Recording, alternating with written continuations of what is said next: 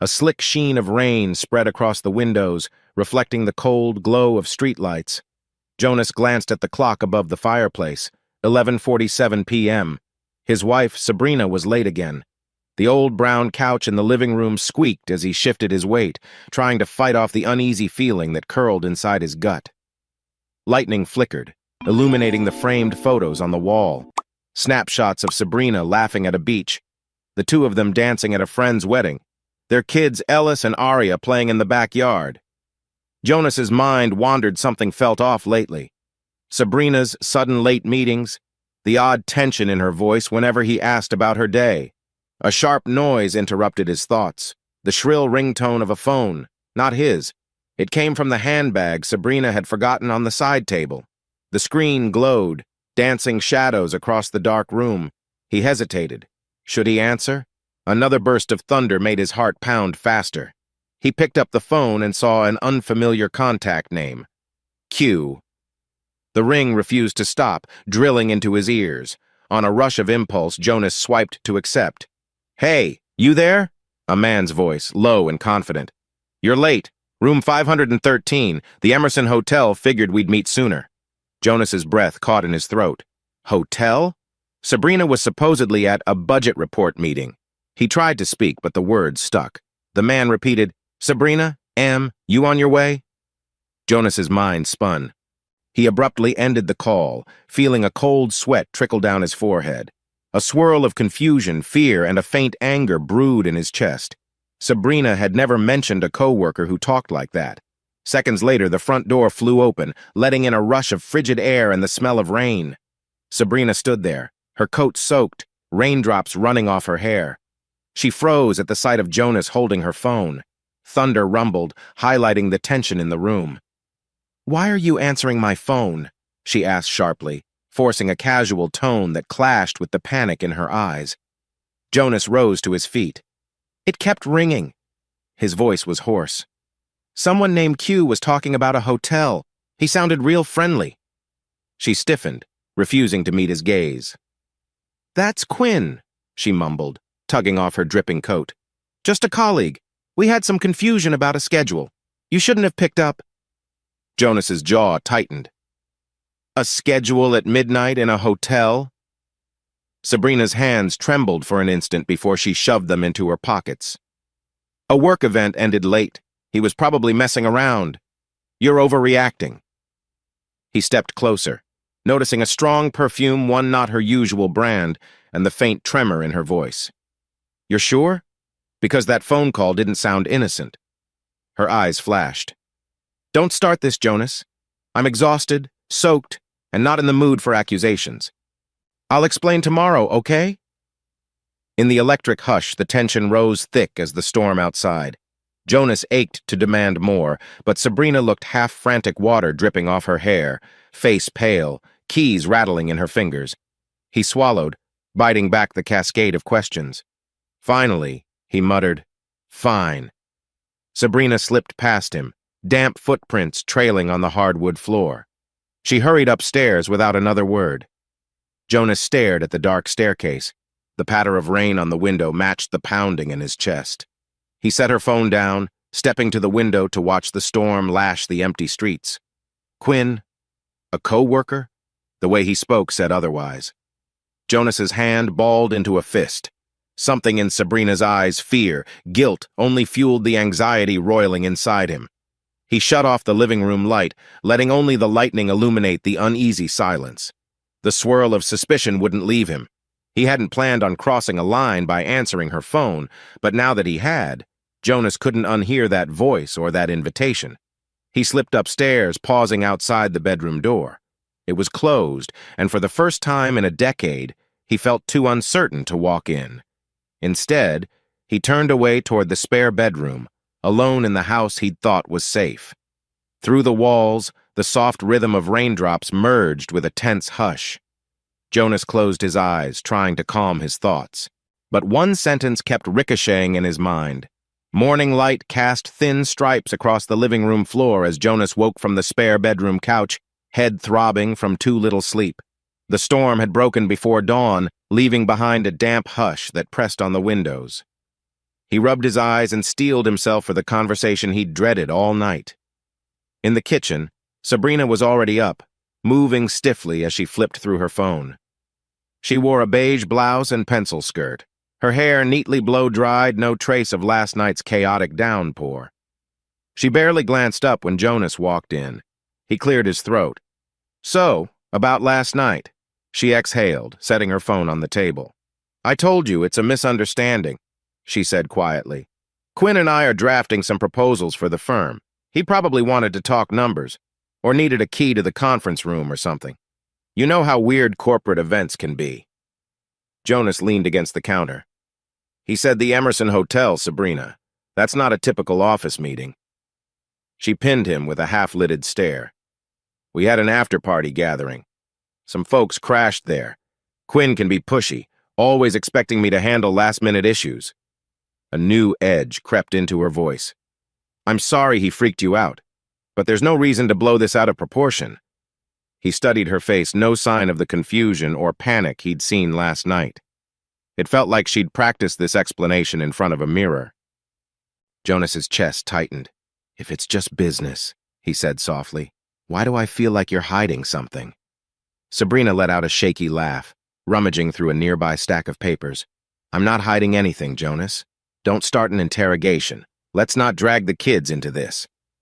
Right on cue, Ellis and Aria stumbled into the kitchen, eyes still heavy with sleep. Ellis, a bright-eyed 12-year-old, frowned at his parents. "Did something happen last night?" he asked, glancing between them. Sabrina forced a smile that didn't reach her eyes. "Nothing at all, sweetheart. Just grown-up talk. Grab some breakfast. We're running late."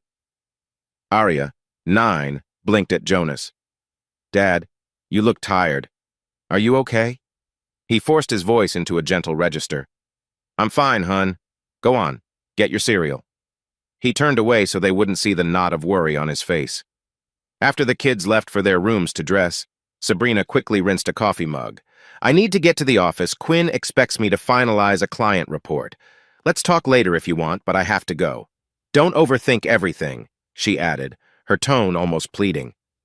Jonas watched her leave, keys jangling in her hand. She didn't kiss him goodbye. The door shut, leaving him alone in the quiet house that somehow felt colder than the rainy night before. He texted his best friend Madeline. A moment later, she replied, "At the cafe on 5th at noon? Spill your guts, buddy." Jonas inhaled, preparing himself for the inevitable awkward conversation. He spent the rest of the morning pacing between the living room and kitchen, noticing odd details. A faint perfume on Sabrina's scarf. He'd never smelled that brand on her before.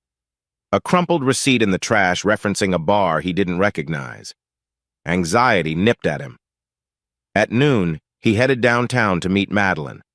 She was perched on a corner seat by the window of the Roaster's Brew, curly hair pinned back, wearing a bright teal blazer. Her expression switched from casual to concern the moment she saw Jonas. He dropped into the seat opposite her, swallowing. "Sorry for the dramatics." "Don't be," Madeline said, closing her laptop. "You look wrecked. What happened?" Jonas recounted the events. Sabrina's late return, Quinn's phone call, the suspicious vibe Sabrina tried to dismiss. He felt a spike of unease just saying it out loud. "It's like, I don't know. I want to trust her, but something's off." Madeline's eyebrows rose. "That's not a small thing, Jonas. People don't just drop hotel at midnight casually." He stared at the steam rising from his cup of coffee. "Exactly. But Sabrina insisted it was some corporate after-party. She's never done anything to betray me, at least, that I know of. I don't want to jump to conclusions." Madeline tapped her fingers on the tabletop. "Keep your eyes open. Don't accuse her without proof, but don't brush it aside either. If Quinn's truly just a co-worker, the truth will come out. If not, you deserve to know." A sense of relief swept over Jonas that at least someone believed him. Outside, the day was bright, a deceptive contrast to his turmoil. Madeline's advice echoed in his head. Get clarity, but do it carefully. As he left the cafe, Jonas thought of Sabrina's guarded expression and Quinn's lingering words on the phone. He knew he wouldn't rest until he found real answers. 2 weeks flew by in a blur of half-lies and polite silence. Sabrina insisted her workload had piled up, leaving her exhausted, home later than usual. Jonas tried to pretend everything was normal around the kids, but a growing tension buzzed under the roof. One Wednesday evening, while folding laundry, Jonas noticed Sabrina's phone buzzing on the kitchen counter. Another unknown number, but he couldn't bring himself to peek. He'd promised himself not to snoop. Not yet. He brushed it off until that night. She came home at nearly 10 p.m., offering a curt greeting before disappearing into their bedroom. He followed moments later, determined to hold a calm talk, but found the door locked. Through the wood panel, he heard water running. She'd gone straight into a shower. The next morning, Jonas checked the phone records from their shared plan. 5 or 6 calls from a new contact labeled Q. He recognized the partial area code. At work, he confided in Madeline again, who said, "You can't live in suspicion forever. If you suspect she's meeting him in person, maybe you can see for yourself." That suggestion left Jonas uneasy, but doubt corroded his mind. The chance came soon. Sabrina texted him midday, claiming a corporate dinner at a fancy Italian restaurant. Jonas, finishing a shift at the restaurant he managed, decided to see if the story lined up. He arrived at Sabrina's office complex around 7 p.m., parking in the far corner of the lot. Under the fluorescent glow, he saw a tall figure stepping out of the building with her Quinn, presumably. Even from a distance, Jonas saw the confident set of Quinn's shoulders, the way he leaned in toward Sabrina. She laughed softly, pressed a hand briefly to his arm. Jonas's heart gave a painful thump. Part of him screamed to storm over and demand an explanation. Another part froze, terrified of confirming his worst fears. They parted ways after a short exchange. Quinn headed to a sleek black sedan, Sabrina to her own car. Jonas hunched low, watching. Sabrina looked around nervously before pulling out. Jonas let out a breath he didn't realize he'd been holding. He wasn't certain whether to feel relieved or more suspicious. If Quinn was only a co-worker, why the subtle closeness? Back home, Sabrina returned an hour later, though Jonas had no proof she'd actually gone to any corporate dinner. She didn't show a receipt, didn't talk about new deals, only retreated to bed, claiming exhaustion. That night, Jonas lay awake, replaying the image of Sabrina smiling at Quinn in the parking lot. The next morning, he noticed a faint perfume again, like exotic spice with floral undertones. Not one he recognized. His mind spun with questions he never thought he'd have to ask. Determined to salvage their marriage, Jonas decided a date night might help. Maybe reconnecting would dispel his dark suspicions. He reserved a table at a cozy French bistro near the river, hoping to recreate a bit of the magic they'd shared on birthdays and anniversaries. When Friday rolled around, Sabrina emerged from the bedroom in a sleek black dress, looking stunning, albeit tense. Jonas did his best to seem upbeat. "You look incredible," he said, forcing a warm smile. "It's been too long since we did something just for us." She hesitated, then nodded, lips curving into a shadow of a smile. "Thanks, Jonas. Let's try to enjoy tonight." Over dinner, they managed small talk about Ellis's soccer practice and Aria's new painting project. For a moment, Jonas felt a flicker of hope. Perhaps they'd been stuck in a communication rut, and this was just a phase. He reached for her hand across the table, and she let him, though her gaze darted toward her phone more than once. At dessert, the phone vibrated. Sabrina picked it up, eyebrows knitting. "I need a moment," she whispered. "Work crisis." Jonas's heart sank. He nodded, swallowing a bitter taste as she slipped out to the sidewalk. Through the bistro's window, he saw her pace back and forth, speaking in hushed, urgent tones. 15 minutes later, she returned, looking anxious. "I'm so sorry. One of our project files got corrupted. Quinn needs me to come fix it. He can't access a critical document."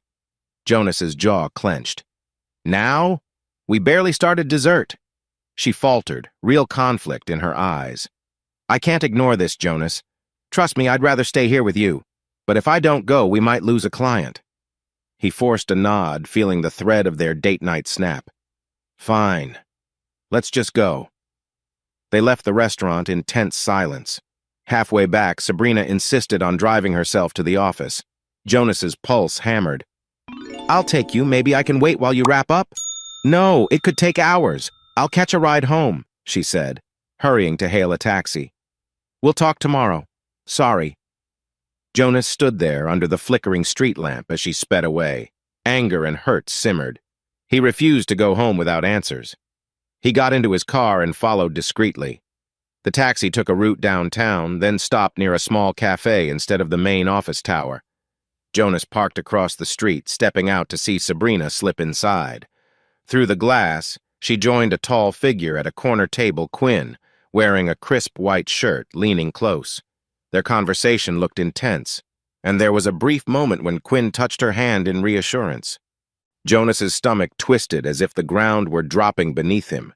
The cozy glow of the cafe lights cast them in a strangely intimate frame. A wave of disbelief washed over him, the final blow to the illusions he clung to. He stood at the window, uncertain whether to confront them here, right now, or to walk away and pretend he hadn't seen. The night air felt razor-sharp against his skin. Inside, Sabrina turned slightly, her expression troubled. Quinn spoke softly, eyebrows knit with concern. Jonas couldn't hear their words, but the closeness told him enough. His heart thudded louder than his thoughts. He took a step back, the reflection of his own stunned face flickering in the glass.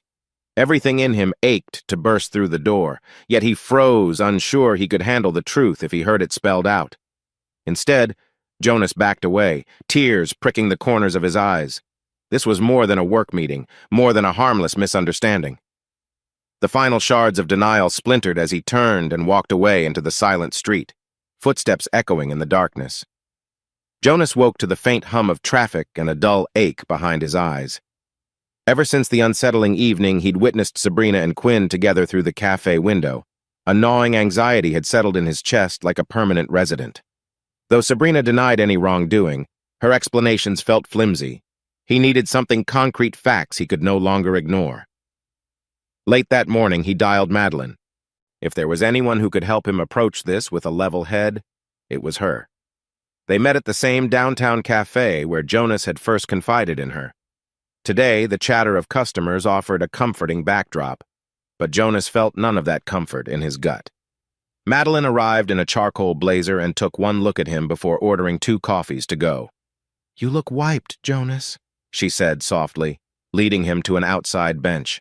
"Has anything changed since our last talk?" Jonas raked a hand through his hair. "She keeps brushing it off, says Quinn is just a coworker, but she's so guarded. She's either working late or shutting me out whenever I ask questions. I feel like I'm losing my mind." Madeline didn't rush in with platitudes.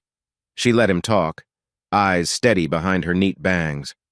Finally, she said, "Listen, you deserve clarity. Because if you confront Sabrina without real proof, it might backfire. She could spin it like you don't trust her." "So what do I do?" he asked, voice hoarse. "Find tangible evidence. I'm not saying snoop for fun, but if she's lying, you need to be sure. A few random observations might not be enough." Reluctantly, Jonas nodded. On the way home, her advice echoed, "Get proof." That evening, while Sabrina played an unusually attentive role helping Arya with homework, cheerfully checking Ellis's chores, Jonas used the momentary calm to slip into the office they shared. Sabrina's laptop sat on the desk, screen dark. He exhaled, heart thumping as he opened it. He skimmed her email inbox, finding mostly routine messages, but there was a folder labeled Drafts. Inside were half-finished notes referencing Q. They lacked direct evidence, only references like, "Meeting location changed," "See you soon," but it planted more doubt. He carefully closed everything before logging out. A wave of guilt stabbed him. Was he stooping too low? Yet Sabrina, in the living room, seemed radiant and chatty all of a sudden. She offered to cook dinner, a rare treat given her work stress. Throughout the meal, she appeared warm and attentive, praising Ellis's art project and joking with Arya about school. Jonas caught glimpses of the woman he fell in love with. Part of him yearned to believe this signaled a return to normal. But late that night, after the kids went to bed, Sabrina quietly excused herself to the garage. Through the window, Jonas watched her take a phone call with hushed urgency, turning her back so no one could read her lips. If all was innocent, why hide? He exhaled and decided to keep searching. A few days later, he combed through her phone records, finding multiple calls to the same unknown number 1 associated with Quinn's area code. He confronted her lightly about the pattern, but Sabrina just shrugged, claiming it was work demands. She then doubled down on affectionate gestures, making Jonas's favorite coffee in the morning, or sitting close on the couch, though her phone remained locked by her side. Madeline's voice replayed in his head, "Don't accuse her without proof, but don't ignore the signs either." Jonas felt torn, but the more Sabrina put on an extra sweet front, the more he suspected she wanted to throw him off. On a Friday evening, Sabrina teased Jonas that she had a little surprise planned, rummaging in the kitchen for ingredients. "Figured I'd cook again," she said with a playful grin. Jonas forced a smile, uneasy about her sudden bursts of domestic charm. He ate dinner in tense silence, noticing how quickly she checked texts under the table, a small frown crossing her features. After the meal, Jonas washed dishes, mind swirling. He had scraps of suspicion, unusual phone calls, scattered references to Quinn, Sabrina's mood swings, but it still wasn't the rock-solid proof he needed. He dried his hands, resolved to take the next step. If Sabrina was intent on hiding the truth, he'd find another way to uncover it, no matter how uncomfortable the process might be. He refused to let himself drown in half-truths. As he turned off the kitchen light, Jonas whispered a silent vow. He would not be caught off guard again. The next week dragged on, with Sabrina continuing her late nights and cryptic phone habits. Jonas grew increasingly restless. The more he observed, the more convinced he became that something was happening behind his back. Yet each time he considered confronting her outright, his stomach knotted at the thought of more evasions or lies. Early Monday, Madeline dropped by unannounced. She set her purse on the living room table, eyes full of concern. "I couldn't stop thinking about our last conversation, Jonas. Have you found anything more?" He shook his head, pacing the rug. "Not enough. Just bits and pieces, some suspicious texts, weird receipts. She always has an excuse. Maybe she's truly stressed, but—" He spread his hands helplessly. Madeline reached into her bag, pulling out a small notepad. "Look, I know a guy, Damien. He's not a private investigator exactly, but he's got a knack for finding out stuff. He works for an IT security firm. I mentioned your situation, in general terms. He said he could help if you want." Jonas hesitated. "You told him?" "Only vaguely," she reassured him. "Nothing personal, but it's an option. You mentioned wanting real proof.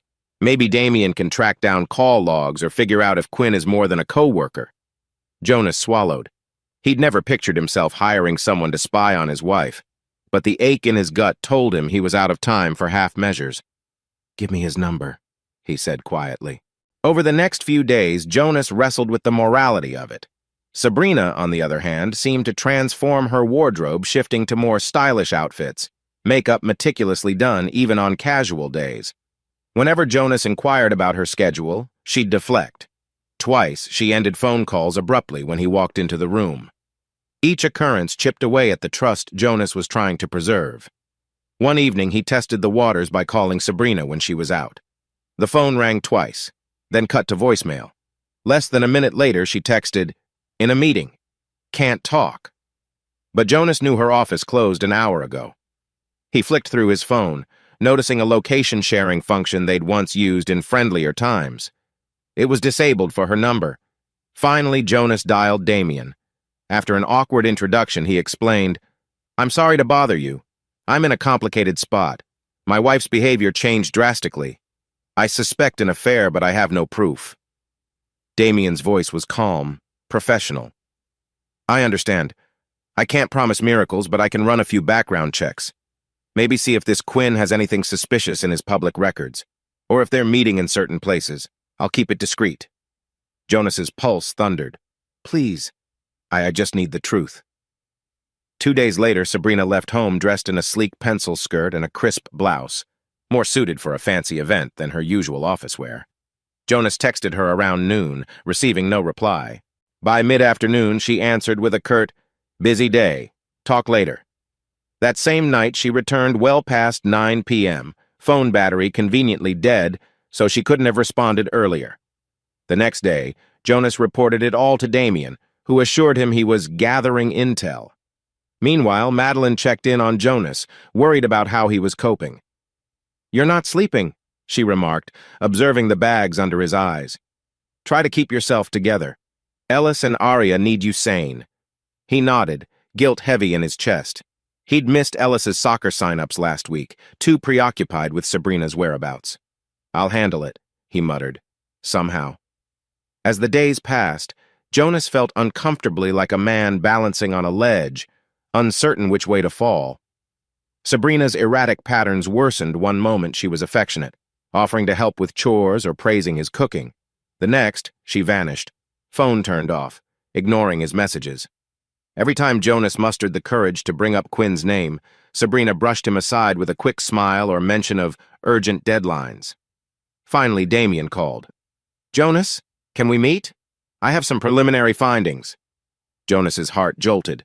"Sure. When?" "Tomorrow. And, Jonas, you might want to prepare yourself." Though no explicit details were given, Jonas hung up with trembling hands. Something deep inside told him that soon he'd know exactly what Sabrina had been hiding, and the knowledge terrified him more than ignorance ever had. Sabrina felt a knot form in her stomach the moment she pulled up to Quinn's apartment building. Its sleek glass exterior contrasted with the uneasy swirl of thoughts in her mind. She parked in a reserved spot, checked her reflection in the rearview mirror, and applied a quick dab of lipstick. Part of her loathed this ritual, trying to look poised while her personal life teetered on the edge of disaster. Stepping into the lobby, she forced a polite smile at the doorman, who barely acknowledged her. The elevator ride up to Quinn's floor felt too short. When the doors slid open, Quinn was already waiting in the hallway, leaning casually against the wall, arms crossed. "Sabrina," he greeted, voice low. "You made it." She nodded, slipping past him into the apartment. She'd been here before. Modern furniture, floor-to-ceiling windows showcasing the city skyline. Soft lighting illuminated a tidy living space with a plush gray sofa. Yet despite the familiar setting, her nerves spiked. Quinn set aside a tumbler of whiskey, his gaze scanning her face. "Long day?" "I guess," she murmured, dropping her purse on a small side table. "Jonas asked me more questions last night. I can't keep lying. Something has to give." Quinn gave a half-smile, placing a warm hand on her shoulder. "If it's too stressful, you know what I'd suggest. End it. Tell him you're done. You said yourself you haven't been happy for months." Sabrina squeezed her eyes shut. "It's not that simple. We have kids, a life together. And Jonas, he's not a bad man. I feel suffocated sometimes." He exhaled, guiding her to the sofa. "I know, but this back and forth is draining. If you want this," he gestured between them, "then be brave enough to choose it. Otherwise, your guilt will tear us apart." Her heart fluttered at the intensity in his voice. She couldn't deny the rush she felt around Quinn, his easy confidence, the sense of escape from the mundane. She'd grown addicted to his attention. Yet a pang of remorse flickered. Jonas, in the house they shared, must be wondering where she was. She pictured his weary expression, those quiet, probing questions he asked each night. Her phone buzzed, breaking the moment. She glanced at the screen. A message from Madeline, of all people, reading simply, "Hey Sabrina, everything okay?" Sabrina bit her lip. Did Madeline suspect something? The thought unnerved her. Quinn noticed her hesitation. He brushed a strand of hair from her face, leaning closer. "Focus on us," he murmured. "We only have so much time before you go back to the charade." She set the phone aside, letting Quinn's warmth envelop her. For a moment, she surrendered to the excitement of stolen affection. Yet even as his fingers traced light circles along her arm, the tension in her chest refused to vanish. She recalled their last conversation about Jonas. Quinn had practically insisted she give Jonas an ultimatum or walk away. "You keep telling me to be decisive," she said softly. "But do you realize what I stand to lose? My kids, for one, and Jonas. I don't even know how to talk to him anymore." Quinn shrugged. "I'm not telling you to abandon your kids. But your marriage, if it's truly over, you're only delaying the inevitable.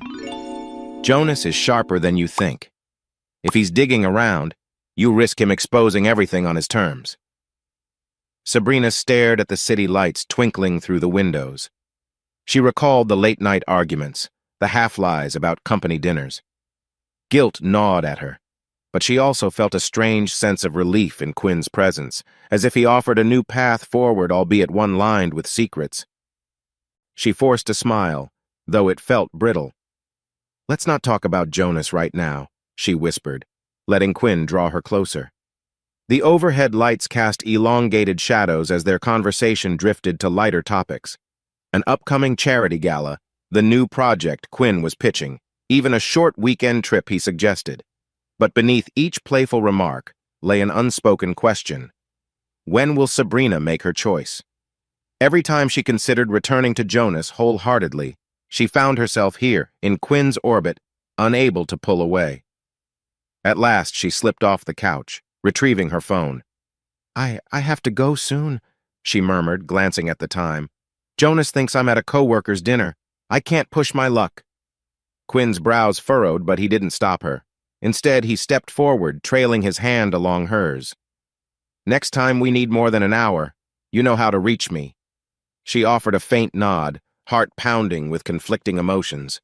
The door closed behind her with a quiet click. As she rode the elevator down, all she could see was Jonas's weary face, and all she could hear was Quinn's whisper, "If it's truly over, why wait?" The following weekend, Jonas found himself pacing inside a small coffee shop off 9th Street. Damien had asked to meet there, away from prying eyes. Jonas's palms felt clammy as he clutched a paper cup of hot tea, ignoring its warmth. He spotted Damien enter a lean man with wire-rimmed glasses, short cropped hair, and the air of someone used to blending into crowds. Approaching Jonas's table, Damien nodded in greeting, set down a slim manila folder, and sank into a chair. Jonas swallowed, forcing out a greeting. "You said you found something?" Damien exhaled. "Yes, I've run a basic check on Quinn, his full name, address, a few financial records. There's nothing overtly criminal about him, but he's connected to multiple short-term property rentals. Let's say he has a pattern of meeting clients or acquaintances outside typical office venues, possibly to keep things discreet." Jonas's heart hammered. "So he's experienced in hiding relationships?" "Potentially. Hard to confirm, but there's more." Damien slid the folder forward. "I also managed to track Sabrina's phone activity, publicly available location pings near hotels and an apartment building that Quinn's apparently leasing. She's been there multiple times." A cold sweat trickled down Jonas's neck. He opened the folder, scanning a few printed screenshots of phone location logs.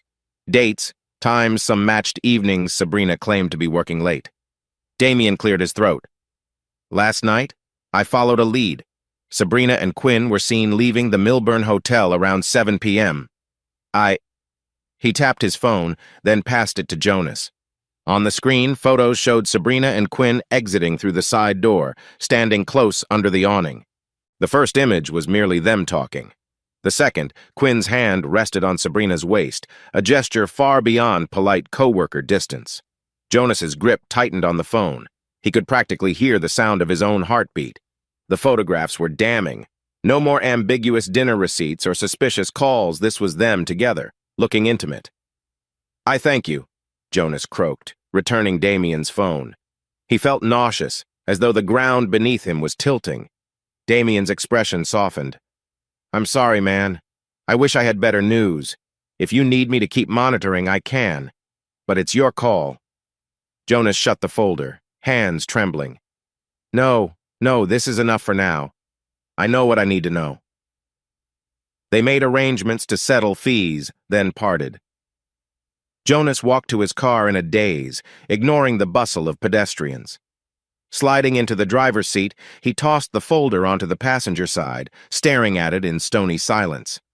Those photos. They confirmed every suspicion he'd been trying to deny. He remembered the day Sabrina's phone rang and Quinn's voice asked for her at a hotel. It all matched. She'd insisted it was a misunderstanding. Now, the evidence told a different story. For several minutes, he just sat, numb. Faint traffic noises and passing conversation merged into a blur. In the reflection of the windshield, he saw his own eyes haunted, almost unrecognizable. Slowly, he opened the folder again, scanning each image. The final shot, Quinn opening a taxi door for Sabrina, stung the most. She looked at Quinn with a mix of trust and warmth Jonas rarely saw from her lately. A heavy knot of betrayal twisted in his gut. He clenched the steering wheel, knuckles going white. Part of him wanted to drive home, confront Sabrina, immediately shove these pictures in her face, demand answers. Another part wanted to vanish, flee the entire mess. His phone buzzed. A text from Madeline. "Any updates? You okay?" He typed back, "Not okay. I have proof. Need time to think." Then he laid the phone aside, exhaling shakily. The tea from earlier roiled in his stomach, threatening to come back up. Jonas realized he was on a precipice. Whatever he did next would change his family forever. The man he'd been trusting, hopeful, was gone, replaced by this bristling, wounded version of himself. He closed his eyes. "I won't pretend anymore," he whispered. Starting the ignition, Jonas pulled out into the flow of traffic. The steering wheel trembled beneath his hands, but he knew what had to be done. One thought pounded in time with his heartbeat. He would no longer be a bystander in his own life. Jonas paced the dimly lit living room, the clock inching toward midnight. The photos, the ones that left his heart in shreds, sat on the coffee table, staring back at him. He barely glanced at the glow of the street lamp spilling through the window. His mind was consumed with the moment Sabrina walked through that door. At 12:14 a.m., the front lock clicked. Sabrina stepped inside, pausing when she noticed Jonas in the shadows. "Hey," she murmured, setting her purse down. The tension in the air weighed like a wet blanket. Jonas inhaled, summoning the courage he'd built over the last few days. "We need to talk." He gestured at the table. "Look at those." She approached, and as she recognized what the pictures showed her and Quinn leaving a hotel, standing too close, her face blanched. "Jonas, I can explain." "Then do it." His voice came out firmer than he expected. "Explain why you've been lying to me. These are real, Sabrina, not some rumor. That's you. That's Quinn." She swallowed hard, words stumbling. "It's not what you think." "Stop." Jonas's anger, held in check for so long, rippled through him. "I've given you the benefit of the doubt. I asked. I begged for honesty. And you kept lying, feeding me excuses about late shifts, dinners, extra reports." Her eyes flicked to the photos again. I couldn't tell you," she said faintly, tears gathering. "I was scared of this exact reaction." Jonas's jaw clenched. "Scared of me, or scared of losing the comfort of your double life?" He exhaled shakily. "I deserve the truth, Sabrina. All of it." She sank into a chair, head in her hands. "It started as just flirting something new, exciting. I never meant for it to become this." Jonas tightened his grip on the back of the couch, knuckles whitening. "And yet it did. You kept meeting him behind my back." She nodded, tears streaking her cheeks. "I'm so sorry. I never wanted to hurt you or the kids. I thought I could handle it compartmentalized, but then Quinn. He became more than a fling." Silence hung thick as Jonas stared at her, mind cycling through betrayal, sadness, and a flicker of pity for her trembling form. Still, the photos glared up at them both, a brutal reminder of how far things had gone. "Just get some rest," Jonas finally muttered, voice raw. "We'll figure out where we stand tomorrow. I'm too angry to talk more tonight."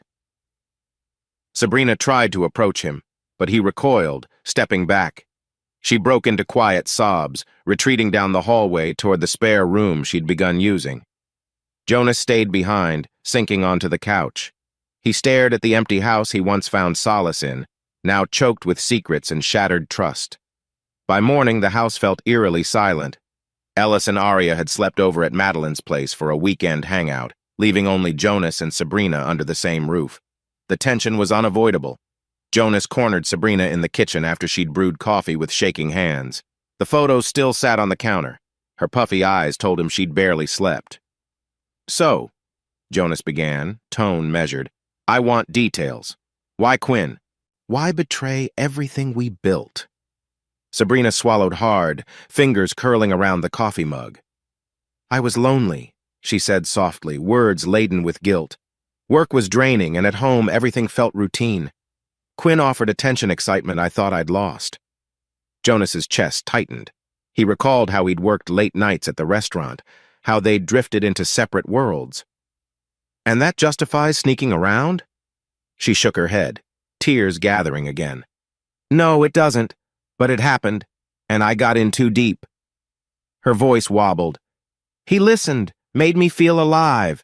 But I never stopped caring about you or the kids. I just... Jonas's voice cracked, anger reigniting. So you do this behind our backs? Risk our family for a spark of thrill? Did you ever think about how it'd destroy us? She broke down then, pressing a trembling hand to her forehead. Yes, many times. But I kept telling myself I could manage it, that you wouldn't find out. I was so stupid. Tears ran unchecked down her face. I can't defend it anymore. I'm sorry, Jonas. He stood there, torn between fury and heartbreak at seeing the woman he once adored so vulnerable. A memory flashed. Sabrina laughing with Arya at a park or supporting him when his restaurant had a downturn. They were once a team. Why not tell me you were unhappy? He demanded. We could have worked on it. Marriage counseling, something. She inhaled a shaky breath. I tried hinting, but maybe I didn't speak up enough. I was afraid we'd argue or you'd judge me. Quinn just... It all spiraled out of control before I realized. Jonas closed his eyes, images of her and Quinn together, those intimate photos stabbing at his mind. I'm not sure how to process this, he admitted, voice raw. You've shattered so much trust, Sabrina. I don't know if there's any going back. She moved closer, but didn't dare touch him. I'll do anything to fix this. I love our family. I know you can't forgive me overnight, but please, I'll cut ties with Quinn. Just don't give up on us yet. He froze, her plea echoing. Part of him had yearned to hear her say she'd choose him, not Quinn, but the damage felt colossal. I need time, he finally said. I can't promise anything. He swallowed the lump in his throat. This doesn't just vanish because you say sorry. Sabrina bowed her head, tears dripping onto the floor. Jonas headed to the living room, heart pounding with conflicting emotions. He couldn't ignore how her confession, raw as it was, left him reeling. Yes, she claimed she'd ended, but the betrayal was done. All morning they hovered around each other, tiptoeing on eggshells. The kids stayed at Madeline's for another night, giving them time to talk and to unravel. By evening they'd said 1,000,000 words but reached no resolution. Jonas's fury mingled with heartbreak while Sabrina hovered on the edge of despair, repeating her remorse. He locked himself in the master bedroom, letting her take the spare. A cloud of tension hung in the halls. Between them stood the unwavering truth that nothing would ever be the same. Sabrina stared at her phone screen, Quinn's number glowing in a missed call notification. Hours had passed since her tearful confession to Jonas, yet Quinn still tugged at her thoughts. Shame and longing tangled in her mind as she left the house under the excuse of needing fresh air. She ended up driving aimlessly, eventually parking near a small public garden. The air smelled of damp grass, and distant birds called in the late afternoon sun. Her phone buzzed again. Quinn. Swallowing her guilt, she answered. Sabrina? Quinn's tone was urgent. You disappeared on me. Are you okay? She scoffed softly. I'm not sure I'd call it okay. Jonas knows everything. A pause. Everything? I told him about us. He found photos. He demanded I explain. She closed her eyes. I can't keep lying. I'm not even sure what I'm doing calling you right now. Quinn exhaled on the other end. So what's your plan? Are you leaving him or... She winced. I said I'd end things with you. Silence crackled. Then Quinn spoke low, tinged with anger. So that's it? After everything, you just dropped me? Wasn't it you who said you felt trapped, that you craved something real, something we had? It's not that simple, she insisted, tension gathering behind her eyes. I have a family. I can't stand by and watch it crumble. Then you're back to living a lie, Quinn snapped. You do realize Jonas will never trust you the same way. You'll be tiptoeing forever. Is that what you want? She clenched her jaw, tears threatening. I don't know what I want, she whispered. I just know I can't keep hurting everyone. Quinn let out a bitter laugh. I told you to choose. If Jonas can't accept you, or you can't accept yourself, then you're stuck. But don't drag me along if you're bailing. Tears slipped down her cheeks. She recalled Quinn's confident demeanor, his unwavering push for her to break free from what he called a dead-end marriage. Part of her had been seduced by that notion. But now, her kids' faces and Jonas's pain overshadowed everything. I can't do this, she repeated, voice trembling. Not now, he sighed. Fine, do what you must. But don't call me crying when Jonas gives you the cold shoulder. I'm done playing second fiddle. The line went dead. Sabrina lowered the phone, shame and sorrow colliding in her chest. The harsh note in Quinn's parting words stung, but she couldn't deny the kernel of truth. She was caught between Jonas's shattered trust and Quinn's demand for her to be decisive. She spent another hour in that garden, wrestling with her regrets. When she finally returned home, Jonas was seated on the couch, the flicker of the TV dancing across his face. He glanced at her, eyes hollow. She placed her keys on the table, wanting to speak but finding no words that could mend the distance between them. Jonas stood abruptly. Kids are staying at Madeline's again tonight, he said flatly. We should figure out how to tell them, or if we even do. I'm not sure what to do, Sabrina. His voice cracked on her name, and for an instant, her heart ached. She nodded mutely, lips trembling. The tension felt insurmountable. She cast one last look at the phone in her hand, the call log with Quinn still showing. The rift between her and Jonas seemed deeper than ever, and the possibility of mending it faded with each passing day. Chapter 12. The breaking point tension simmered in the house for several days. Jonas hardly slept, lying awake in a swirl of painful memories and bleak questions about the future.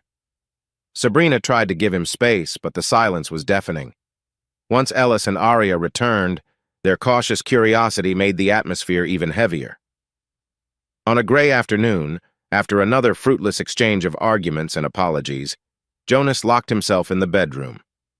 He stared at his reflection in the mirror, unshaven and gaunt. He'd become a stranger to himself, consumed by betrayal and heartbreak. Enough was enough. He emerged to find Sabrina in the kitchen, shuffling through a stack of unpaid bills. She looked up, startled by the set of his jaw. "What is it?" she asked timidly. He inhaled. "We can't keep doing this. The house is filled with tension. The kids sense it. Madeline's worried, and I can't heal if you're here like this." She swallowed, eyes wide. "Jonas, I said I'd cut off Quinn. I'm trying. Trying isn't enough right now." He cut in, voice unsteady but determined. "I need clarity, space, and you need to figure out if you truly want this family or if you're just afraid of being alone." He hesitated, but the words pressed forward. "I think it's best if you leave." Her expression shattered, tears filling her eyes. "Leave? Where would I go?" He looked away, throat tight. "You said you might stay with a friend. Or Quinn, if that's what you choose." The bitterness slipped out despite himself. "But I can't have you here, half apologizing while I relive every moment of your betrayal." She gripped the edge of the counter, shoulders trembling. "Jonas, please. Think about Ellis and Arya. They'll be devastated." He swallowed. "They're already devastated. And we can't protect them by faking normal. This isn't permanent," he added, a note of weary resignation. "But I see no other way." A heavy stillness filled the kitchen. Finally, Sabrina nodded, tears spilling. "If that's what you need, I'll respect it." She bit her lip, voice trembling. "I never wanted this. I'm so sorry." He closed his eyes, longing to shut out the image of her tear-streaked face. "Pack a bag," he said quietly. "For now, we'll figure out details later." Her footsteps receded down the hallway. Jonas stood there, gaze blurring. In the living room, the kids' toys lay scattered, a reminder of the life they'd built. She returned 20 minutes later with a small suitcase, her cheeks wet. She paused by the door, trembling. "I do love you, Jonas," she whispered. "Despite everything." He nodded, not trusting himself to speak. She stepped out, softly shutting the door behind her. When it clicked, Jonas sank onto a chair, heart pounding with both anger and a dreadful sense of finality. Ellis and Arya were at a neighbor's house, giving Jonas a moment to compose himself before he explained the impossible. The hush in the empty home was deafening, a place once lively now caught in the stillness of heartbreak. Time stretched. Eventually, Jonas stood, tears burning in his eyes. He had forced a choice he never imagined making. The walls seemed to close in on him, heavy with the echoes of arguments and betrayals. In the midst of it all, he felt a flicker of resolve. Perhaps stepping toward the unknown was better than drowning in illusions. Outside, the sky turned from gray to darker steel, reflecting Jonas's turmoil. Sabrina was gone, and Jonas was left behind numb, furious, and oddly resolved. For once, there was no more dancing around the truth. The painful separation had begun. Jonas woke to an empty bed. It had been a week since Sabrina left. The house felt hollow without her presence, even if the tension had begun to ease for Ellis and Arya. For the first time in days, he sat at the kitchen table staring at the pile of unpaid bills, mortgage, utilities, plus the occasional invoice for the restaurant he managed. Everything felt heavier than before. He sighed, flipped through them, and forced himself to make a to-do list. Pay what he could, arrange partial payments for the rest. He might have lost his marriage, but he still had responsibilities as a father and a provider. That afternoon, he visited Madeline at her office in a small co-working building downtown. She greeted him with a concerned smile, ushering him into a glass-walled meeting room. "You look exhausted," she remarked, crossing her arms. Jonas sank into a chair. "I've been trying to manage the kids and finances alone," he admitted. "Sabrina's gone, but I can't exactly broadcast to the world that our marriage imploded." Madeline's eyes softened. "How are the kids holding up?" "Scared, mostly. Ellis acts strong, but I see him watching my every move. Arya just asks if her mom's coming back soon." Jonas shook his head. "I feel guilty, but I keep reminding myself it was Sabrina's choice to betray our family." Madeline reached across the table. "You're not the villain here, Jonas, but you need to take care of yourself, too." She paused. "I know you've been through a storm. Don't isolate. Let me help." He exhaled. "I appreciate it. I just don't know how to handle the shame, the anger." She nodded. "Sometimes focusing on your next steps helps. Get your finances stable. Make sure the kids feel secure, and if you need therapy, that's an option, too." Her gaze flickered. "About Sabrina. Any chance you two have talked? Maybe set boundaries?" Jonas's expression hardened. "I told her I needed space, and she's respecting that sort of. But I keep replaying Quinn's role in all this." The name left a bitter taste on his tongue. Madeline pursed her lips, cautious. "Speaking of Quinn, that detective friend of mine, Damien, hinted there might be more to Quinn's background. Have you looked deeper?" Jonas hesitated, remembering the swirl of dread he felt whenever Quinn was mentioned. "I haven't had the energy, but maybe I should. I need to understand the man Sabrina fell for and how he manipulated her." Madeline nodded. "It could help you move forward if you know what you're really dealing with. Otherwise, Quinn remains this mysterious figure overshadowing your life." He left with a renewed sense of purpose. That evening, after tucking Arya in and reminding Ellis about his homework, Jonas closed himself in the small home office. He rummaged for the note with Damien's number. The desire for clarity pushed him to dial again. Damien answered on the third ring. "Hey, Jonas, I wondered if I'd hear from you." Jonas swallowed. "I'm ready to learn more about Quinn," he said quietly. "I need to see if there's a pattern, or if he's got a record. I just want the truth." Damien's tone was steady. "Sure thing. I'll do a deeper look. There may be an online trail, lawsuits, business records, that kind of thing. I'll keep you posted." When Jonas hung up, he felt a flicker of relief in the darkness. The house remained quiet, the kids asleep. Though his heart still ached, a grim determination rose within him. He wouldn't let Quinn or the betrayal define his every moment. Tossing the phone aside, Jonas leaned back and closed his eyes. The days were dark Sabrina's absence, the strain of single-parent life, the embarrassment of explaining the separation to extended family, but he sensed he was no longer drowning. He would find a way through. Outside, night settled over the city, streetlights illuminating a horizon that still held a promise of dawn. For Jonas, that faint promise was enough to keep going. A week later, Jonas stood by the restaurant's bar counter, wiping glasses while staff prepared for the dinner crowd.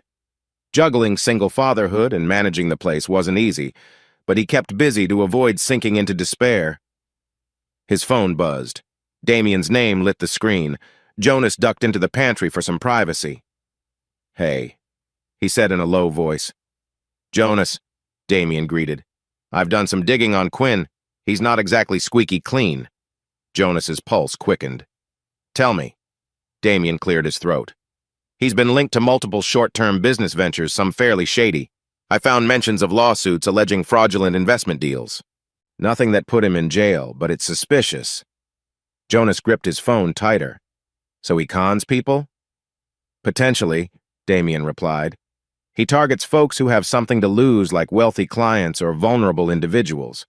More recently, there's talk of him seducing married women connected to influential families, then using that relationship as leverage.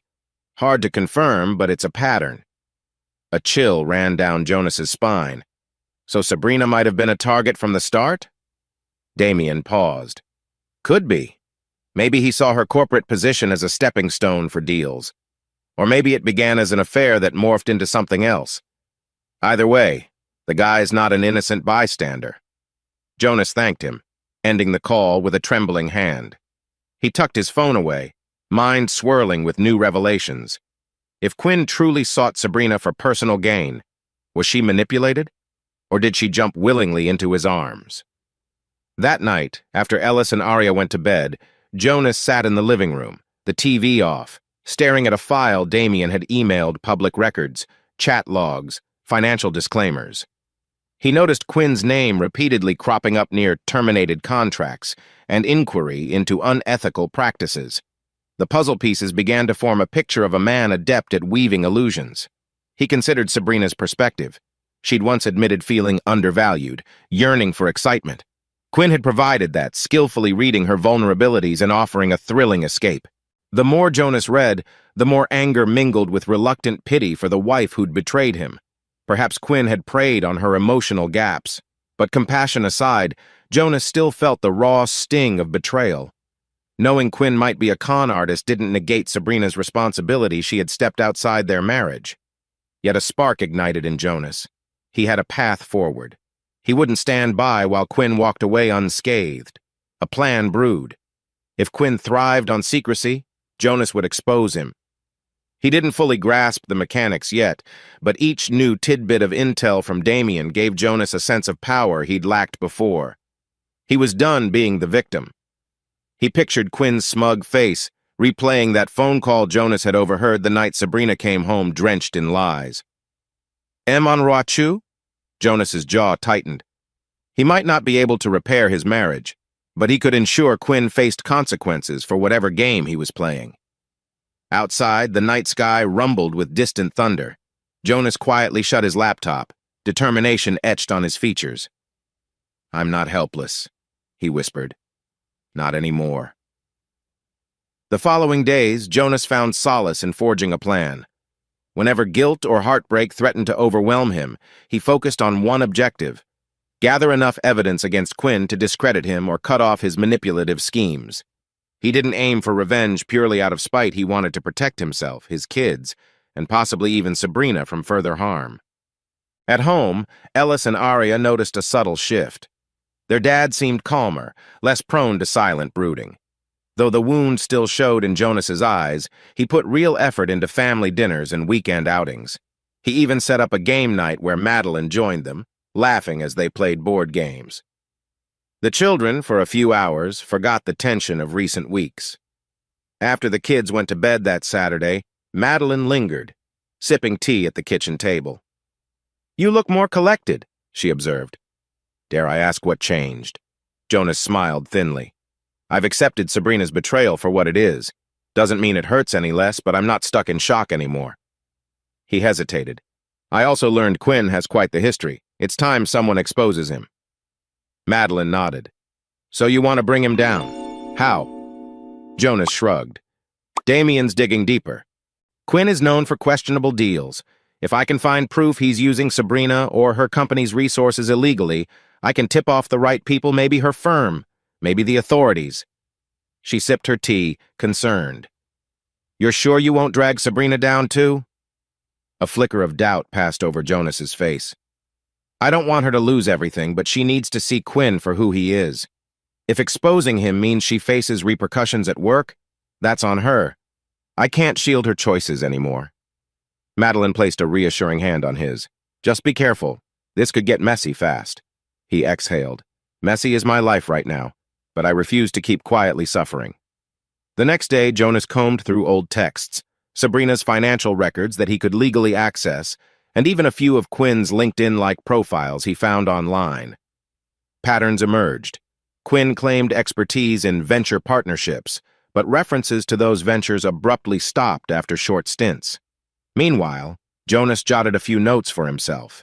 He felt a pang of remorse remembering Sabrina's tearful confessions. Yet the memory of her lies and the hurt she'd caused kept him focused. He was standing up for himself and, in a twisted way, ensuring Sabrina wouldn't fall deeper into Quinn's manipulative orbit. Midweek, Arya asked, "Dad, when's Mom coming home?" Jonas gently explained they were taking a break until certain issues got resolved. Her small face fell, but she nodded, trusting her father's calm resolve. That evening, Jonas retreated to his office again. The gloom of betrayal still hung over him, but he no longer felt paralyzed by it. Instead, every step he took fueled the quiet determination that had replaced his despair. If Quinn wanted to hide in the shadows, Jonas planned to drag him into the light. He remembered the vow he'd made after discovering the affair to not remain a victim. Now, forging a plan against Quinn, he felt that vow taking shape. One day soon he'd confront that arrogant man again, and this time, Jonas wouldn't be the one caught off guard. Late Thursday afternoon, Jonas was tidying up after the lunch shift at his restaurant when the front door jingled open. In strode Quinn, tall, confident, wearing a tailored blazer. Jonas's stomach knotted, but he schooled his face into a neutral expression. "Jonas," Quinn greeted, flashing a smug grin. "I hear you've been busy digging around." His tone dripped with condescension. "Figured I'd drop by before you do something reckless." Jonas set the cloth aside, heart pounding. "If you're here to intimidate me, save your breath," he said evenly. "We both know what you've done." Quinn took a step closer, voice low. "I've done nothing illegal, if that's what you're implying. Sabrina made her own choices, and I simply obliged." Rage flickered in Jonas's eyes, but he kept it contained. "Don't talk about her like she's a trophy you snatched. You took advantage of her vulnerabilities." Quinn gave a dismissive shrug. "You're projecting. Maybe if you'd been a better husband, she wouldn't have looked elsewhere. But go ahead. Tell the world whatever you want. I guarantee you have no proof that pins me down." Jonas inhaled slowly, recalling every piece of intel Damien had shared. He thought of the lawsuits, the questionable deals, the hush-hush firm engagements. "I've enough to paint a clear picture of your scams. If Sabrina's firm sees you as a liability, they'll cut ties. That might hit you harder than any legal action." Quinn narrowed his gaze, bravado faltering a moment. "You think you can threaten me? She's the one who lied to you, who came to me willingly." A flash of hurt made Jonas's breath hitch, but he pressed on.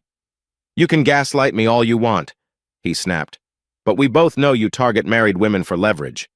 I'm not falling for your mind games anymore." The restaurant felt eerily empty in that moment, like a stage for their confrontation. Quinn sneered. "Just remember, if you drag me down, Sabrina gets hurt too. She could lose her job. Is that what you want for your kid's mother?" Jonas's stomach twisted. He steadied himself, voice taut. "She made her choices. I'm protecting my family from further harm. If Sabrina faces consequences, that's her burden, not mine." "Quinn, you're done controlling this narrative." They locked eyes, tension crackling. Quinn's jaw clenched, then he let out a huff of disdain. "You'll regret crossing me," he muttered, spinning on his heel. "Remember, Jonas, I never lose." As the door slammed behind him, Jonas sagged against the counter, trembling with adrenaline. The confrontation had been uglier than he'd imagined, but he refused to back down. He glanced around the restaurant, aware that any employees who overheard might have questions. For now, the place seemed deserted. He closed his eyes, replaying Quinn's parting words. "I never lose." Jonas exhaled. No matter how cunning Quinn was, Jonas wasn't the same naive husband. He was armed with knowledge, fueled by heartbreak, and determined to see Quinn's deceit exposed. Outside, a faint wind rattled the windows. Jonas straightened, smoothed his apron, and resumed cleaning up for the incoming dinner crowd. The hush in his chest felt strangely steady. He'd faced Quinn without flinching, and that alone felt like a victory. Even if countless battles lay ahead, Jonas was resolved to fight. Jonas stood in his living room, laptop open on the coffee table. A folder stuffed with incriminating evidence, emails, photos, financial leads glowed on the screen. He had everything lined up to take the next step, exposing Sabrina's affair and Quinn's questionable activities to those who mattered most. That evening, with a determined breath, he dialed Sabrina's family home number. Her father picked up. Voice tense, Jonas explained, "I need you to know what's happened. Sabrina's involved with a man named Quinn. This has gone beyond a fling, it's impacting our kids and her professional life." A stunned silence. Then her father asked, "Are you certain?" Jonas's heart thumped. "I have proof," he said quietly. "I'm not doing this to hurt her, but I refuse to hide it anymore. I'm telling you so you'll understand why I'm taking further action, alerting her firm if necessary." Afterward, Jonas stared at the phone, conflicting emotions swirling. He recalled Arya's wide eyes when she discovered he'd spent half the night printing documents and scouring digital files. She sensed a storm brewing. Ellis, too, hovered anxiously.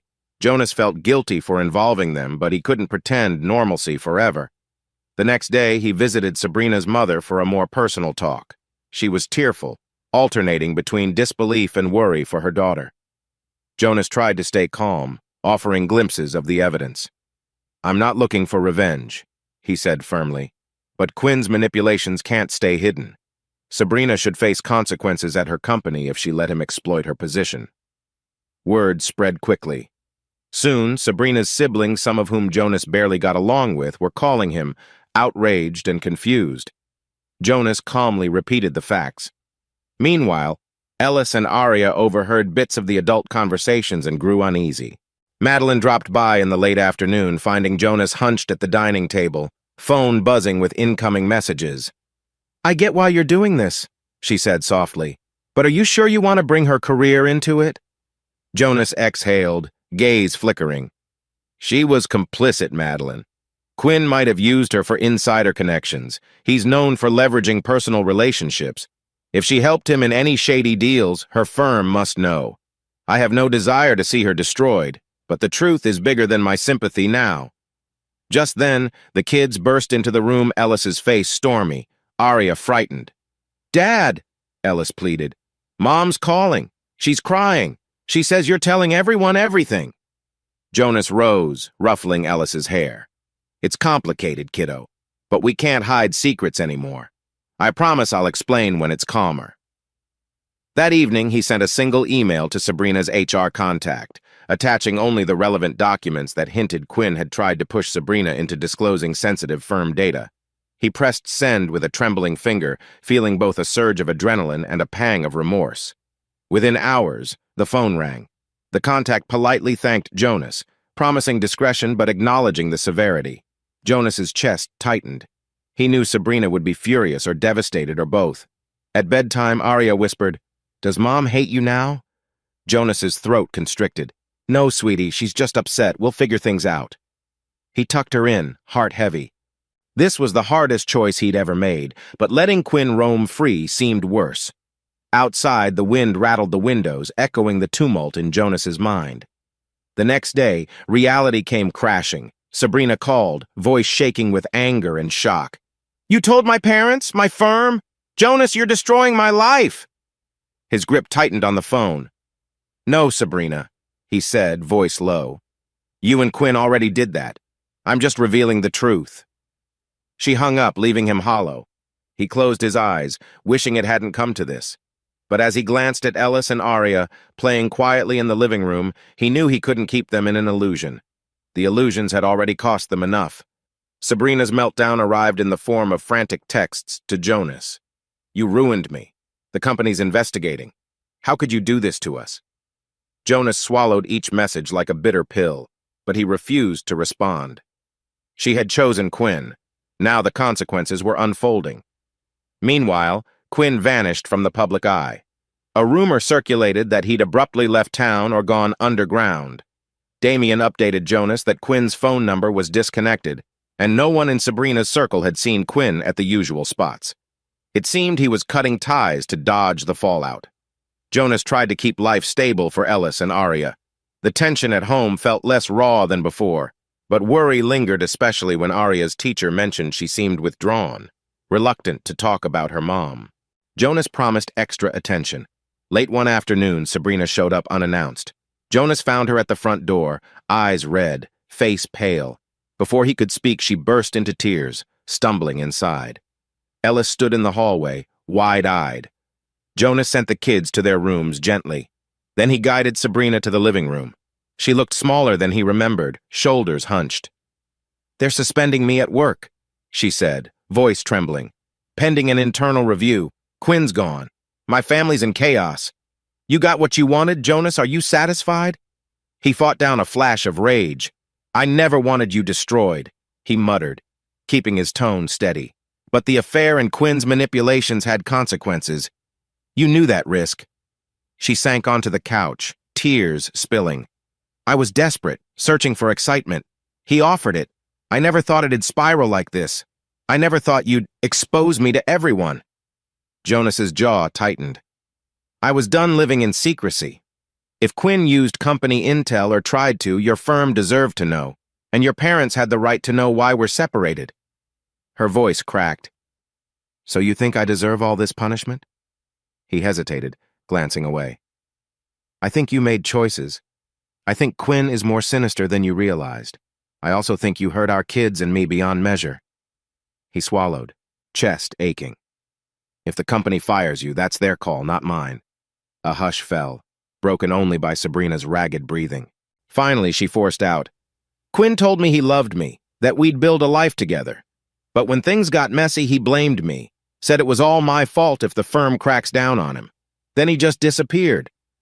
Jonas closed his eyes, recalling his own suspicion that Quinn preyed on her vulnerabilities. In this moment, a wave of pity welled up despite the betrayal. He saw her heart break, the panic in her eyes. Still, he reminded himself, their marriage was in ruins. The kids peeked from the hallway, sensing the tension. Sabrina wiped her tears, calling softly, "Ellis? Arya?" They walked over hesitantly. She tried to embrace them, but they held back, uncertain. Jonas's chest knotted at the painful scene. Realizing she'd lost their trust, Sabrina broke into sobs. Jonas gently led the kids upstairs, comforting them. When he returned, she was wiping her face. "I have nowhere to go. My dad's furious. My mom's disappointed. I messed up everything." Jonas's voice softened slightly. "I'm not turning you into the street, but we can't pretend this is fine. You need to handle your job issues, and we need to figure out custody." She choked back a sob. "I don't know how to fix this." Jonas remained silent, his sympathy tinged with lingering anger. Eventually, Sabrina rose on unsteady feet. "I'll find somewhere else to stay," she whispered, then left, the door clicking shut behind her. Jonas stood there a moment, heart heavy with the harsh reality that once again, their family was splintered by her choices and Quinn's betrayal. Days later, Sabrina called Jonas, begging to meet. They arranged a neutral spot, a quiet corner of a local park. The afternoon sun cast long shadows over the picnic tables as Jonas sat waiting, the crisp wind rustling leaves overhead. She arrived, clutching a small folder. Tearful but more composed, she gestured for him to sit. "I owe you an apology," she said, voice thick. "A real one, not some half-truth. I was reckless, blinded by Quinn's promises. He offered excitement, attention, things I felt missing at home, and I was weak enough to let it happen." Jonas clasped his hands, throat tight. "I appreciate the honesty now, but it's late. Our lives are in chaos." She nodded, tears pricking her eyes. "I know. After the firm started investigating, I realized how deeply he used me, pumping me for info, sweet-talking me into giving him corporate leads. I didn't see it as that at first, but looking back, it's obvious." Jonas exhaled, fighting a swirl of emotions. "And the kids? They're terrified of what's next." Sabrina swallowed hard. "I want to see them more, even if we're separated. Please, let me at least try to fix that part." He studied her, recalling nights of heartbreak, the look on Arya's face when she asked if her mom would come back. "They miss you, but trust is shattered, Sabrina. They sense we're not just fighting. You betrayed them too." She nodded, lowering her gaze. I'll do whatever it takes. Therapy, supervised visits if needed. I... She paused, opening the folder, revealing a few official letters. My job's on hold. They might let me stay if I prove Quinn orchestrated the deal. I gave them everything I had, but it's not guaranteed. Jonas felt a stab of pity, seeing the quiet desperation in her eyes. I'm not your enemy, but I can't ignore the damage. He breathed out, rubbing his temples. Madeline told me not to let hatred consume me. Maybe she's right, but I also need to protect myself. Sabrina's tears fell. Jonas, I know I don't deserve forgiveness, but I beg you to let me be part of our kids' lives. Let me show them I'm still their mother. A trembling pause passed. Jonas's mind flicked to the lonely nights, the anger fueling him, the raw humiliation. Yet part of him recognized the kids needed their mother in some form. I won't block you from them, he said quietly. They do need you, but it won't be easy. You have to earn their trust back. Her shoulders shook in relief. Thank you. Just then, Jonas's phone buzzed. Quinn's name briefly flashed on the screen. He declined the call, meeting Sabrina's startled glance. He tried reaching me too, she whispered. Probably wants to blame me for the entire fiasco. I'm done listening. Jonas nodded. He called me once, ranting about how I'd regret crossing him, but he's losing traction. I'd bet he's trying to salvage whatever scam he can. She inhaled shakily. If I ever cared for him, it was a lie built on illusions. I see that now. For a moment, they sat in silence, the park's autumn leaves drifting around them. Finally, Jonas rose. We'll talk custody arrangements. For now, I'll let you visit them at home, but we'll keep it civil. I don't know if forgiveness is in the cards, but at least the kids can see you. Sabrina blinked back tears, offering a trembling smile. That's more than I deserve. He turned to leave, a heavy weight still pressing on his heart. As he walked away, he sensed the glimmer of a new phase, one where anger might loosen its grip, even if the pain remained. Sabrina's admission and desire to reconnect with the children gave Jonas a faint spark of hope that not all was lost, just irreparably changed. Evening settled on Jonas's home in golden hues as he paced the living room, a folded set of papers in hand. Divorce documents. After all the revelations and heartbreak, he stood at a crossroads. Either sign them and cut Sabrina out entirely, barring only the co-parenting, or give her a chance to mend what was shattered. He glanced at Aria's drawings pinned to the fridge, Ellis's soccer trophies on the shelf. Each was a reminder of the family they once were. He remembered Sabrina's tearful apology, her broken spirit since Quinn fled. Part of him ached for simpler times, back when daily routines felt safe. A soft knock at the door jarred him from his thoughts. Sabrina stood outside, hands clasped. You said to come if I wanted to talk about custody, she murmured. I also want to talk about us. He let her in. They sat at the kitchen table, the divorce documents lying between them like a silent judge. She stared at them, tears welling. So this is it? Jonas pressed his lips together. I told my lawyer I was leaning toward finalizing things. I can't keep living in limbo, but I want to hear you out. One last time. She swallowed hard. Jonas, I want to save our family if there's even a shred of a chance. I know I messed up beyond words, but if you can find it in you to let me prove I'm committed. Her voice cracked. I'll do counseling, sign a postnup, anything to show I won't betray you again. Jonas felt an overwhelming swell of conflicting emotions, love, anger, betrayal, longing. He remembered her late-night arrivals, Quinn's whisper on the phone. He also remembered the tender moments before their marriage cracked. Part of me wants to end this, he admitted, because trusting you again seems impossible. He gestured at the documents, his hand trembling. But you're still the mother of my kids, and a piece of me can't forget the life we built. She nodded, tears slipping down her cheeks. I'll accept any condition, just let me show you I can change.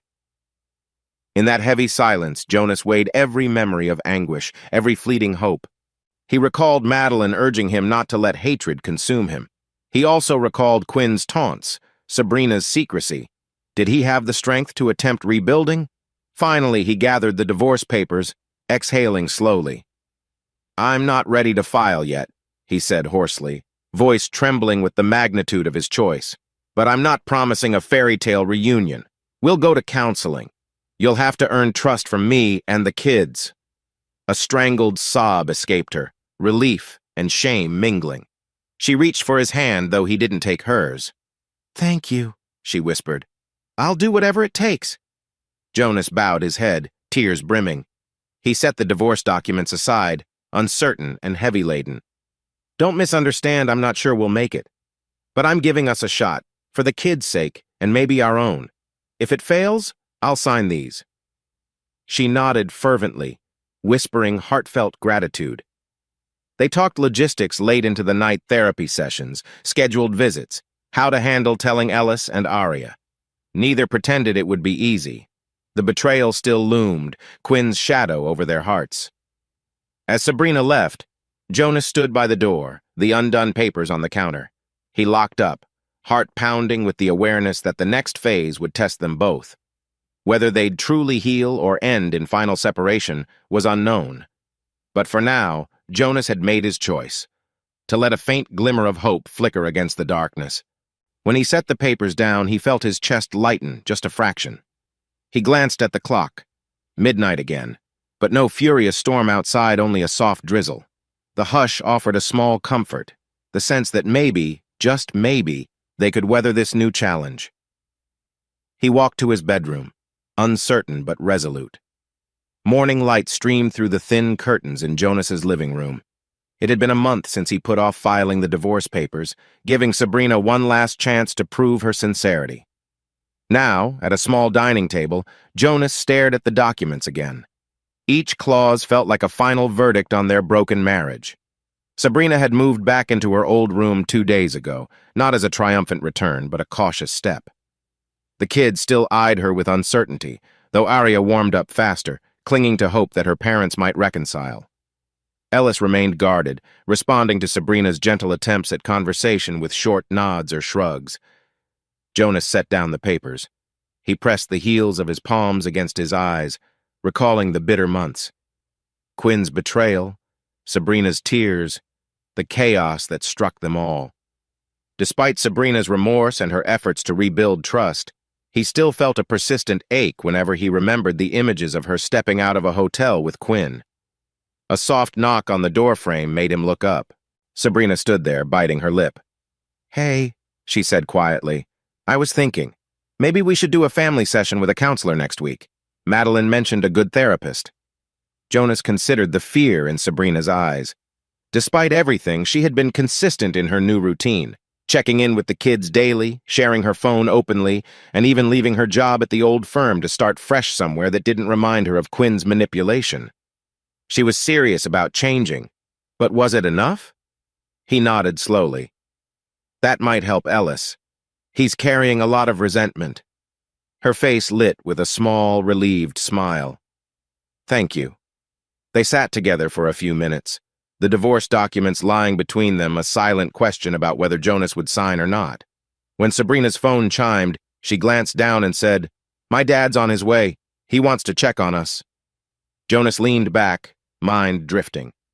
Ever since the affair became public, Sabrina's family had taken turns urging them to reconcile or separate firmly. The constant pressure exhausted him. Now he realized he had to choose for himself, not just for them or the kids. Sabrina gave a quick squeeze to Jonas's hand he didn't pull away, though he couldn't quite return the warmth. Outside, a car door slammed. Time to face more scrutiny. That afternoon, Sabrina's father arrived, eyes heavy with concern. Over tea, they discussed how Sabrina had left her old firm under a mutual agreement. No criminal charges, but her record stained. She now worked part-time at a smaller office, trying to regain her footing. Jonas quietly listened. This was the cost of her involvement with Quinn. The man had vanished after a police investigation suggested shady financial dealings. Damien, the IT contact, had implied that Quinn might have fled the city to avoid prosecution. Sabrina's father cleared his throat. "I see you two living under one roof again. But is that truly wise, Jonas?" Jonas rubbed his palms together, heart pounding. It's not about wisdom or foolishness. It's about seeing if we can mend what's shattered, especially for Ellis and Arya." Sabrina's father let out a tired sigh. "Then you have my support, but please don't drag it out if you realize it's hopeless." After he left, Jonas found Sabrina sitting in the backyard, staring at the fading daylight. He joined her, sensing the tension in her posture. "You okay?" he asked softly. She shook her head, tears glossing her gaze. "I wonder if it's fair. Me being here reminding you every day of my betrayal. Sometimes I think it'd be easier if I left for good." Jonas felt a sting at her words, recalling how, a mere month ago, he would have agreed wholeheartedly. But time had softened some wounds. "If you leave again, we may never fix what's broken," he said quietly. "I'm not sure we can fix it anyway, but I want the kids to see us try." She nodded, eyes brimming with sorrowful gratitude. "Then I'll stay. I'll try my best, Jonas." Night enveloped them, the hush broken by crickets and a distant siren. The heaviness inside Jonas wavered, as if teetering between two paths, letting Sabrina back into his heart or letting her go forever. Over the next few weeks, Jonas and Sabrina attended therapy sessions, sometimes alone, sometimes bringing Ellis and Arya. They learned to voice fears and regrets openly, though it was far from easy. Ellis resisted at first, arms crossed, accusing Sabrina of wrecking everything. Arya clung to Jonas, worried Sabrina might vanish again. In one session, the therapist, a middle-aged woman with kind eyes, guided them through a painful exercise, listing how each person felt betrayed or hurt. Sabrina's voice cracked as she confessed the thrill Quinn offered was a band-aid for her self-esteem issues, while Jonas admitted he'd avoided emotional closeness out of exhaustion from work. They realized the seeds of discontent had been there long before Quinn's arrival. At home, Sabrina slept in the guest room, a symbolic distance while Jonas decided if he could accept her intimately again. On a quiet Tuesday, he found her folding laundry in the kids' room, humming softly. She'd set up a small box of decorations Arya had once made, gently placing them around the room. Watching her re-engage as a mother stirred conflicting warmth and bitterness in Jonas's chest. When Madeline visited, Jonas confided in her, "Some days, I look at Sabrina and see the woman I loved. Other days, I see the traitor who let Quinn into our lives." Madeline urged him to be patient with his own emotions. Healing doesn't have a neat deadline. Sabrina, for her part, accepted Jonas's guarded behavior. Whenever he flinched at her touch, she backed off, whispering an apology. She insisted on total transparency, sharing her phone passcode and location at all times, determined to show she had nothing left to hide. During this tentative rebuilding, Ellis began to speak more with Sabrina tentative questions about her job, her daily schedule.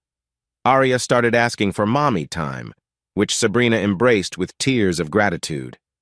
Jonas watched, wary yet relieved, as the children slowly let their mother back in. Still, scars remained visible. Late at night, Jonas sometimes sat alone in the living room, staring at old photos of him and Sabrina, heart twisting. Could he truly see her the same way again? The betrayal might fade from daily talk, but the memory lingered like a phantom pain. 6 months passed. Therapy continued, and the tension ebbed in small, gentle increments. Life resumed a semblance of normalcy. Jonas managed the restaurant with renewed focus. Sabrina settled into a modest new job, and the kids returned to their routines without the same hush of dread. The house felt lived in once more, still fragile, but not hollow. One crisp morning, Jonas awoke before dawn, mind buzzing with thoughts. He stepped into the hallway, noticing Sabrina asleep in the guest room. She'd been sleeping there throughout their trial period, respecting his space. The kids stirred in their rooms, and the air smelled of promise. He quietly brewed coffee, then stood at the living room window. A faint glow of sunrise painted the sky, hinting at a fresh day. Reaching into the drawer, he pulled out the divorce papers unsigned. He ran his fingers over them, recalling every heartbreak that led them here. At that moment, Sabrina approached, hair rumpled, eyes cautious. She glanced at the papers in his hand, bracing herself for whatever came next. "Jonas," she asked softly. He breathed in. "I've made a decision," he said, voice steady. She tensed. but he gently set the documents aside on the table, not in the trash, not in an envelope to be filed. I'm not signing them. Not now, at least. We've come this far, and I see how hard you're working to be worthy of trust. I'd like to continue counseling, living under one roof, and see if we can truly rebuild. Her eyes filled with tears, a trembling smile curving her lips. I don't know how to thank you. I promise, I won't let you down. He drew a slow breath, the dawn light catching the warmth in his eyes. But if I ever sense deception again, or if we both realize this is doing more harm than good, I'll sign them. We can't live in a half-broken bond forever. She nodded vigorously. Understood. The children soon joined them, rubbing sleep from their eyes. Ellis shot Jonas a questioning glance, noticing the papers on the table. Jonas ruffled his hair, lips curving in a reassuring smile. Mom's staying. We're working on it together.